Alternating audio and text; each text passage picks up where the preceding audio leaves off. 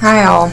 I do apologize again for the lateness of this, but this will probably be closer to when I will actually be able to get videos up and posted. It's just the way of things. It's my schedule. You guys understand. You watch this at your own whenever you can, convenience.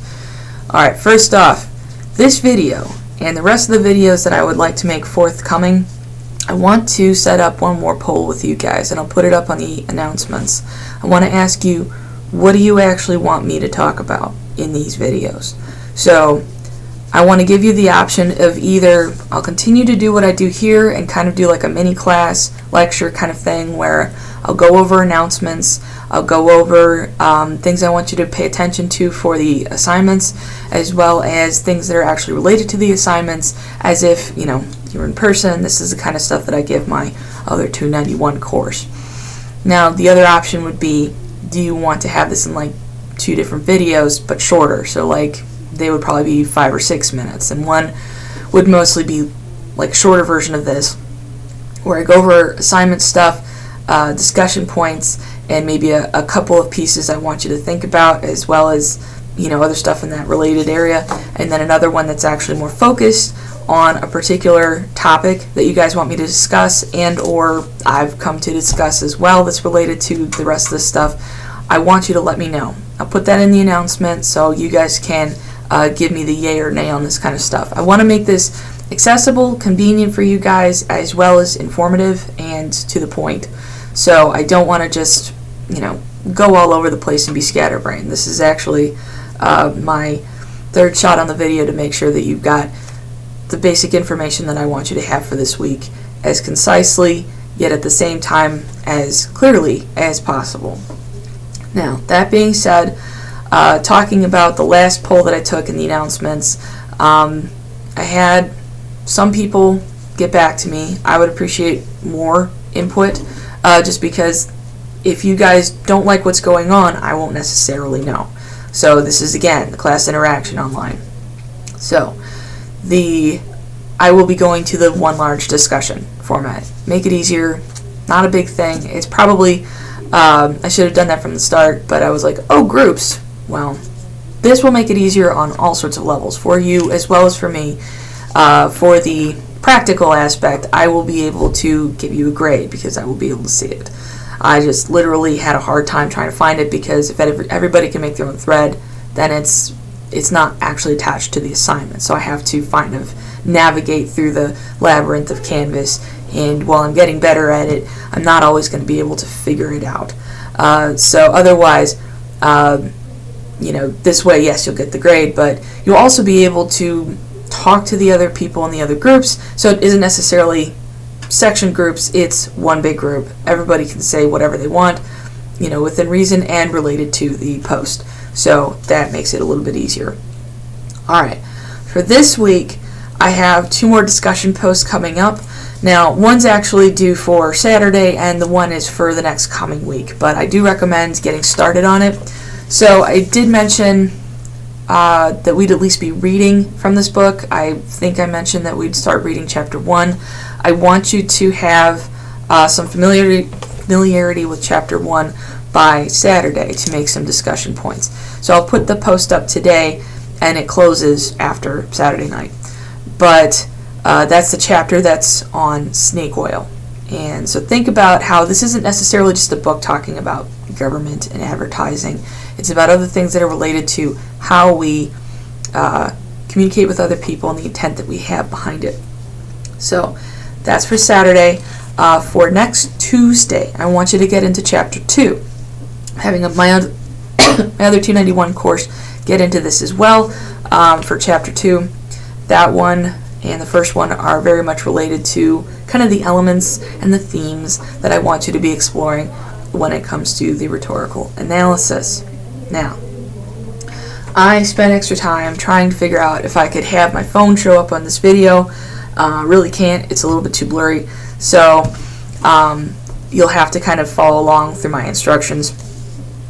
The SOAPS model is what I want you to be looking at and thinking about as you craft your analysis. Now, this is after you've started, like, however your process is. think about back to when we took the writing inventory investigation points. I want you to think about what you took away from the movie clip at this point from John Oliver about net neutrality, and then start to develop that. So this is where you get into, yes, you can bring in your sources to kind of give you the definitions. How do you want to craft that? And the SOAPS model is really specific about what they're asking for. I'm not going to be quite as specific, so let me go through that with you to hopefully ease some tension as well as clarify some things. So to find the SOAPS model, it's going to be on the Rhetorical Analysis Satire Assignment Description page, which is, if you go to the home page, you'll be able to go down under Follow the Lead, and it'll be the little the highlighted area that you've probably looked at least a little bit at this point. Now, it's under the John Oliver YouTube piece. It says Format for Rhetorical Analysis, SOAPS Model. Click on SOAPS Model and it'll download a PDF. So the PDF is How to Write AP Rhetorical Analysis Paragraphs and Essays. It is the most bureaucratic kind of language you're going to see. So what I'm looking for is, I want you to pay attention to what they're asking for the introduction section, as well as kind of feed through some of the lists that they have. They have like 3 main word lists, which I recommend taking a look at, that'll talk about syntax, diction, and weak versus strong verbs. Now, I don't generally get into grammar a ton in this class, but I will have you be looking into things from Easy Writer. It gives you as I'm actually going to suggest some pages from that for this, that will clarify the concepts that I'm giving you. These are new concepts. If you are aware of things like the 5-paragraph essay, one of the longest standing behemoths of high school drudgery, I am going to expand that a little bit in a relatively quick little lecture that goes back to why we're doing this for SOAPS model. So the 5-paragraph essay has introduction with a thesis in it, 3 body paragraphs that usually go over topics that are probably talked about in the thesis statement, and then you have a conclusion. Now, each of these for the most part have a particular purpose. Usually they are the most inane and difficult things to try to figure, especially if your brain is not necessarily wired for that. However, this comes from a tradition known as the classical argument.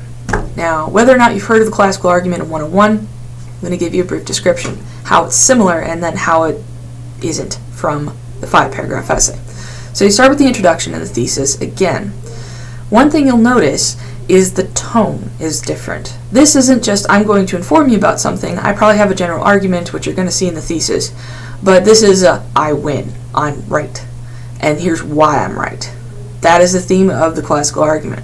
So you've got your introduction, your thesis is basically saying things like, chocolate ice cream is the best, hands down, no question. And then the rest of the paragraphs are getting into that. So then you have, again, like the body paragraphs, it introduces why is chocolate ice cream the best. And then you get into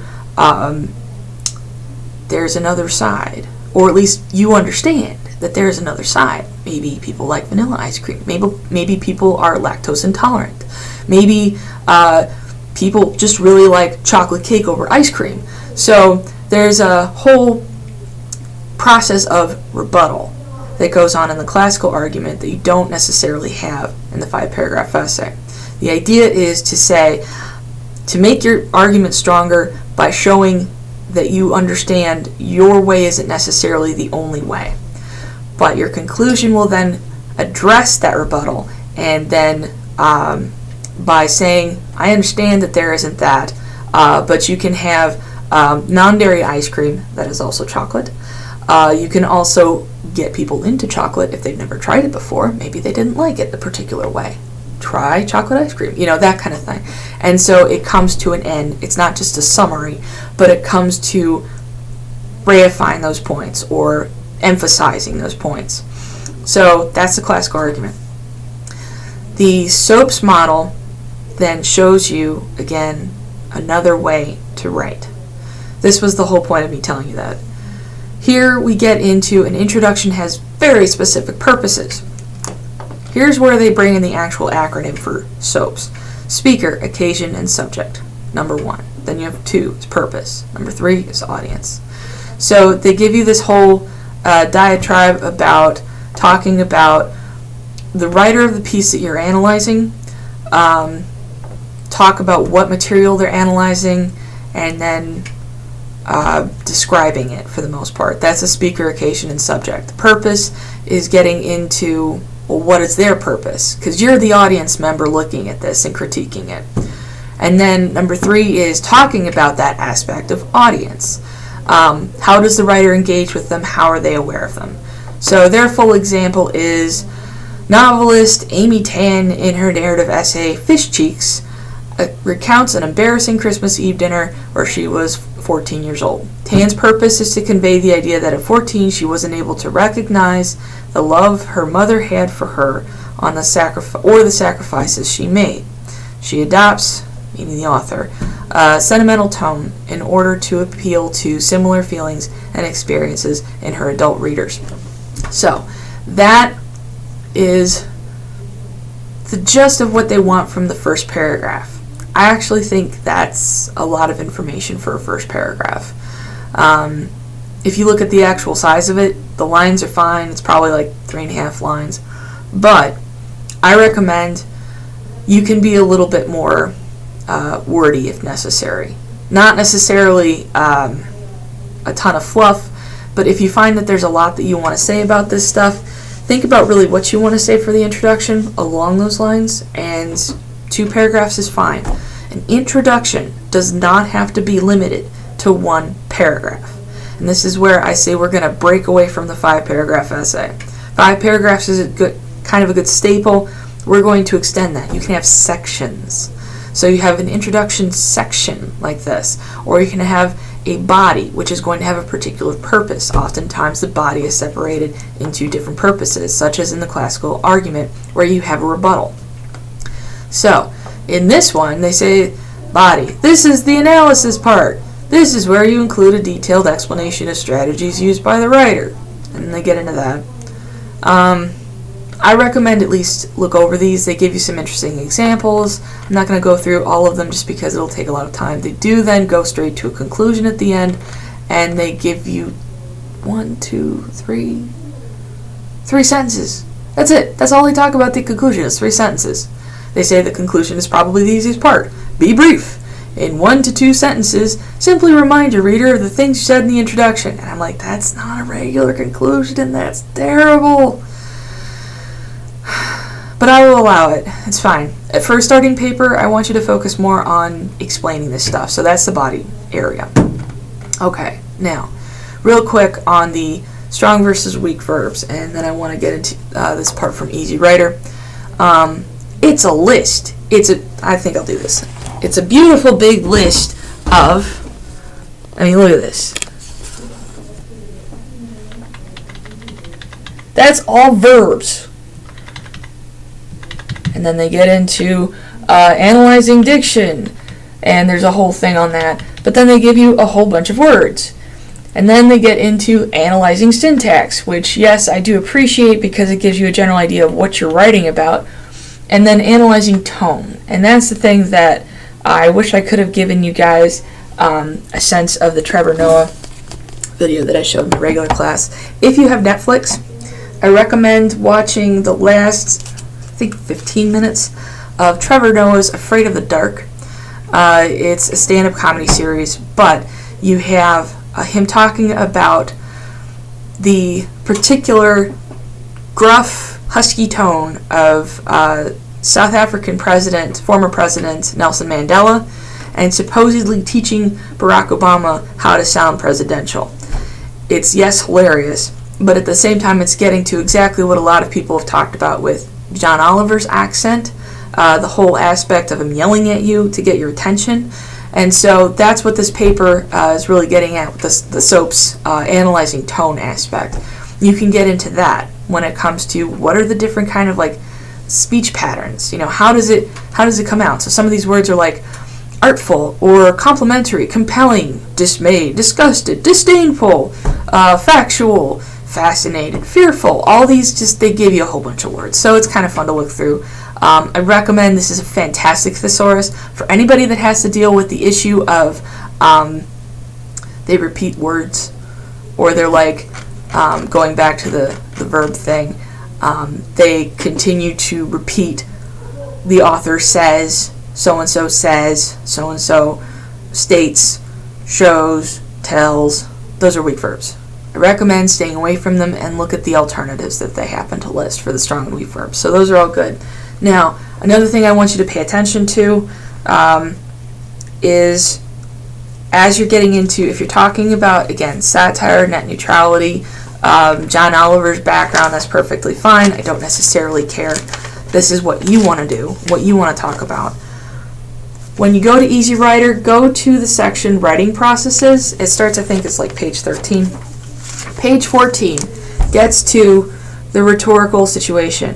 We talked about this in my face-to-face class, but the rhetorical situation is something you need to pay attention to. It's not just like the communications triangle, which is speaker, medium, or what they're speaking through. Like if they're giving an oral speech, or like me, I'm on a video, online video, and audience. So we'll be talking about that kind of thing, but the rhetorical situation gives you more about the general context of what's happening. So you get to see that, yes, you can say part of the medium is, the fact we're in an online class, or the fact that, we're in an online class through Northern Kentucky University, and it's the middle of the week, and for me, but you're actually watching this Thursday night, whatever. There's a whole bunch of things that go to the rhetorical situation. You'll see more in the book. I recommend taking a look through 14 to 21. I will not give discussion on that, but it'll give you some understanding about kind of how I operate with a lot of these papers, not just this one. That is going to be a recurring theme, the rhetorical situation. Now, just real quick, and then I'll wrap up for today. The follow the lead assignment is actually the first assignment due. Now, what I tried to do, I redid a couple of things on the Canvas homepage, and you will now be able to see the deadlines for everything.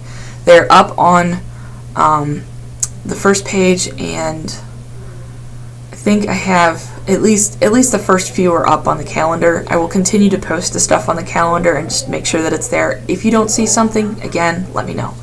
But the first follow the lead paper is due January 31st. And again, just real quick, I do have the rubric up, so you can double check with that. But the assignment description is the thing that's actually going to tell you what I'm looking for when it comes to all the different sections or what you're supposed to do. I want you, again, to go to the New York Times through Steely Library's website.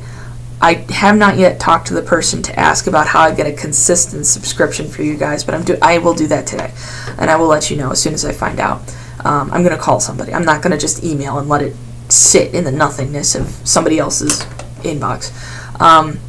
But you will be able to get access to the New York Times articles, find an article in any of the sections that you like, and start with one, but see if there's a couple more, because I will want 3 from the New York Times. I want you to describe them.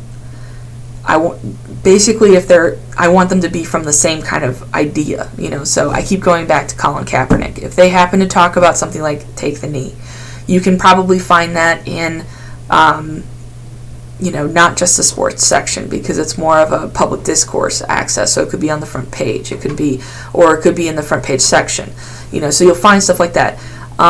Any of this stuff is fine. It's whatever interests you, and as long as you'll stick with it. This first time is just acclimating yourself, telling us about it, being good with the definitions. That's why I said 2 outside sources, because there's some military history to what Colin Kaepernick was doing, and you can talk about that. They don't have to be academic sources this time for this assignment specifically.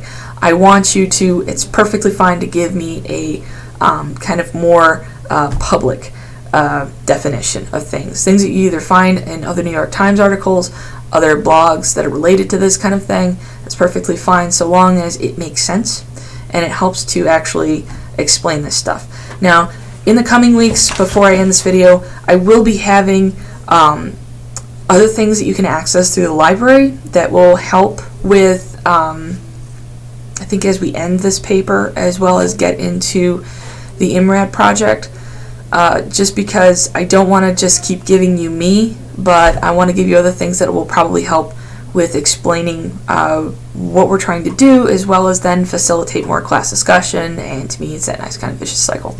Other than that, I look forward to your emails. I'll put up the discussion and announcement poll and more soon.